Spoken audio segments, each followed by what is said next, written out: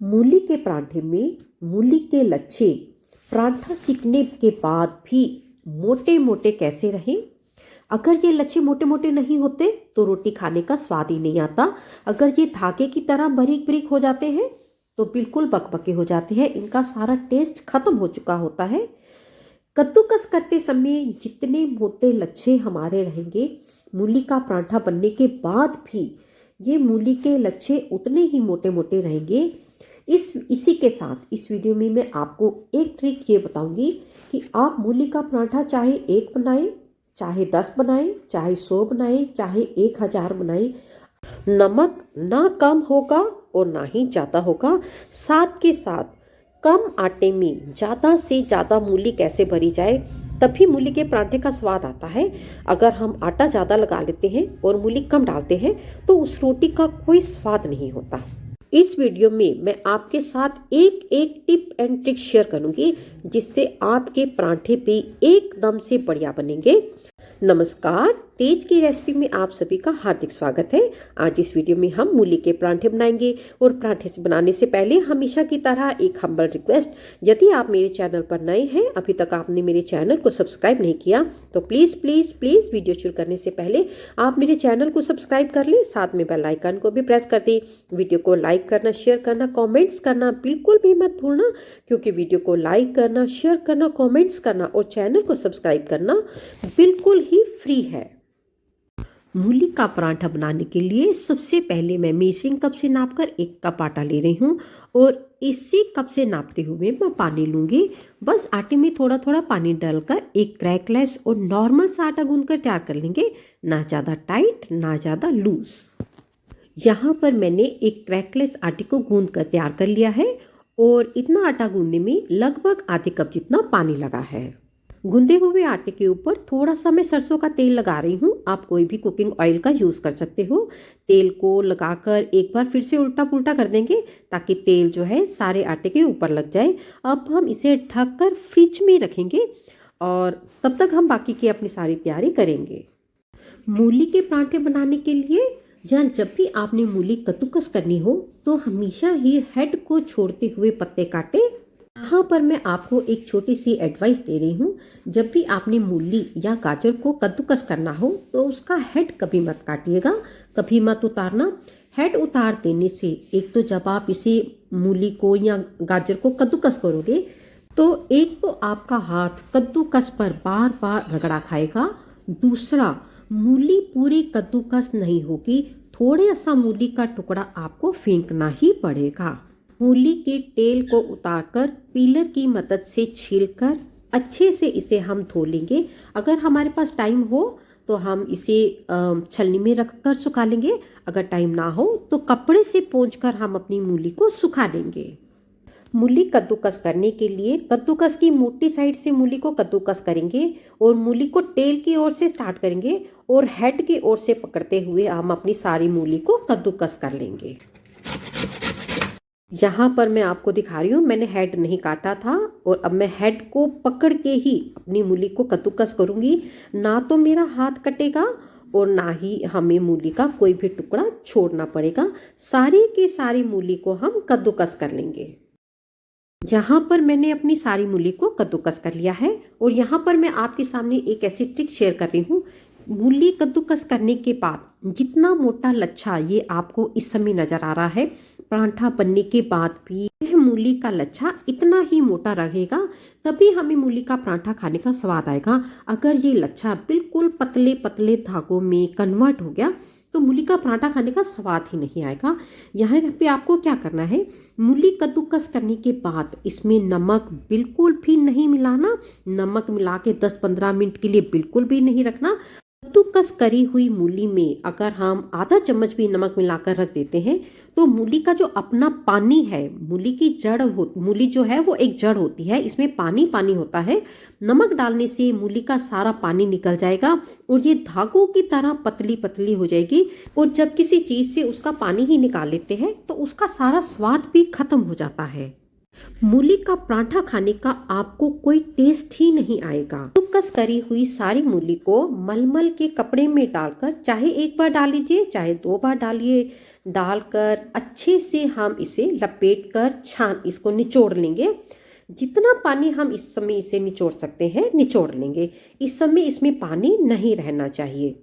यहाँ पर हमने मूली का सारा पानी निचोड़ लिया है।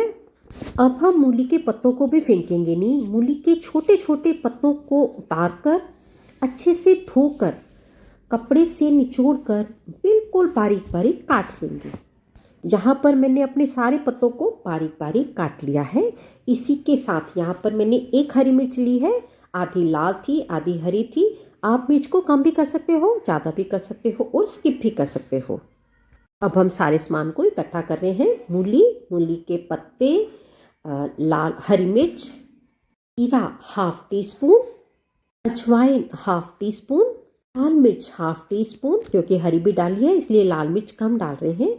इसको मिक्स कर देंगे। और यहाँ पर मैं आपको एक बात बता दूँ, मैंने अभी इसमें नमक नहीं डाला है।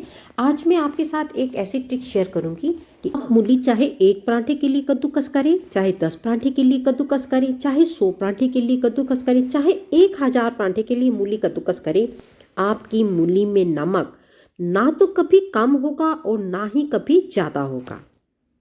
यहाँ पर हमने सब कुछ मिक्स कर दिया है और अभी तक हमने नमक नहीं डाला है। अब हम आटे को देख रहे हैं। यहाँ पर आटा हमारा बहुत अच्छे से सेट हो गया है। अब इसके ऊपर हम हल्का सा तेल लगा देंगे और एक बार फिर से हम इसको उलट पुलट कर देंगे और अपनी हथेली पर हल्का सा तेल लगा के एक नॉर्मल पेड़े जितना आटा लेकर इसकी हम पेड़े बना लेंगे। पहले हम सारे पेड़े बना लेंगे, फिर हम पराठे बनाने स्टार्ट करेंगे। 1 कप आटे से 6 पेड़े बने हैं, यानी 6 पराठे बनकर तैयार होंगे। एक पेड़े को हम सूखे आटे में अच्छे से उलट पुलट कर लेंगे।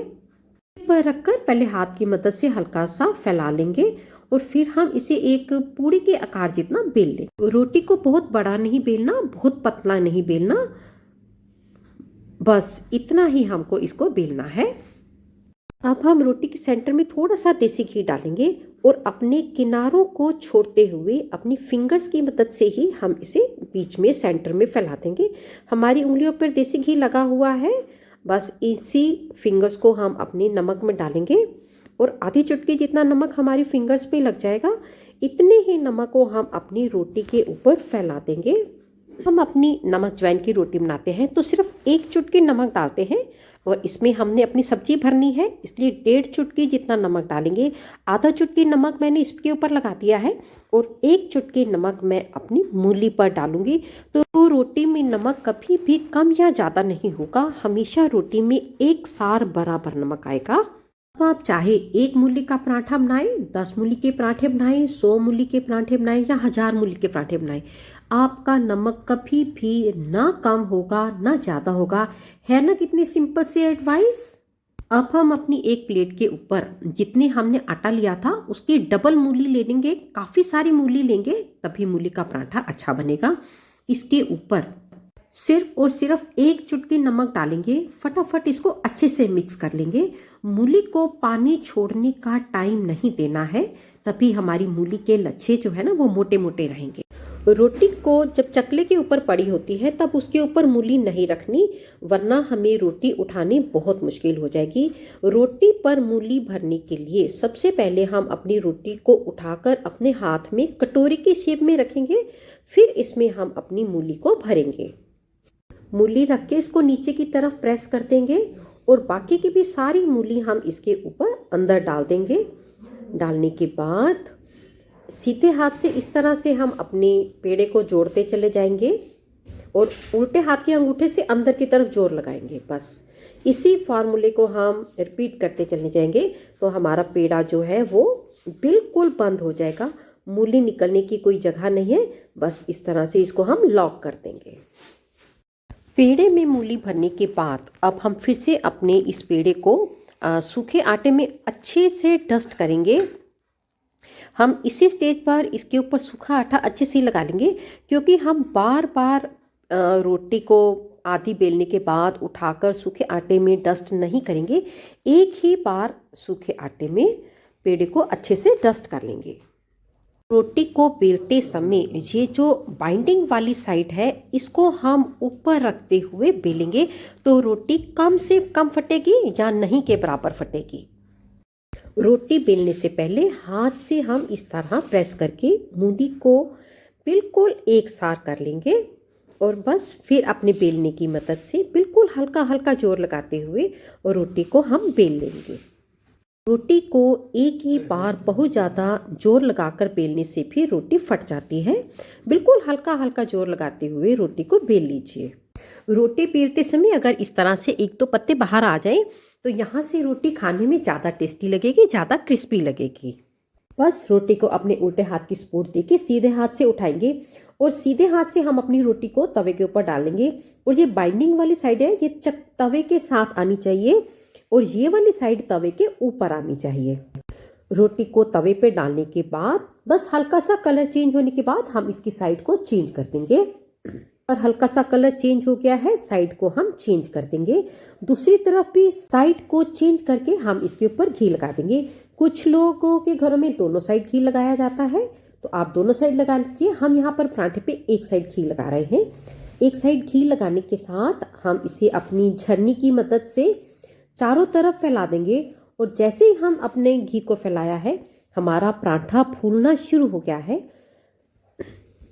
पराठे के दोनों साइड अच्छे से उलट पुलट करके गोल्डन ब्राउन करके हम इसे उतार लेंगे और इसी तरह से ही हम अपने सारे पराठों को बनाकर तैयार कर लेंगे। देख लीजिए दोनों साइड से ही हमारा पराठा फूल रहा है और जब मूली के पराठे फूलते हैं तो बनाने वाला खुशी से ही फूल जाता है और इसी प्रकार से ही हम अपने बाकी के पराठों को भी बनाकर तैयार कर लेंगे। मूली के पराठों को गर्मा गर्म चाय के साथ या दही के साथ परोसा जा सकता है। हम यहाँ पर दही के साथ परोस रहे हैं।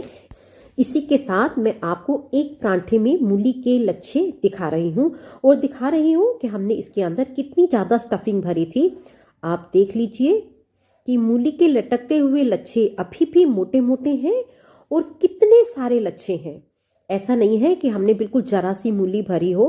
देखिए कितने मोटे मोटे लच्छे हैं, अभी तक मोटे मोटे लच्छे हैं। इसी तरह के मोटे मोटे लच्छे वाला मूली का पराठा खाने का स्वाद आता है। आप एक बार हमारी तरह से मूली के पराठे बनाकर जरूर खाइएगा। आपके मूली के पराठे बनकर कैसे लगे प्लीज़ प्लीज़ प्लीज़ हमें कमेंट बॉक्स में लिखकर जरूर बताइएगा। जल्दी ही मिलेंगे एक और वीडियो के साथ। तब तक के लिए देखते रहिए तेज की रेसिपीज। नमस्कार, धन्यवाद।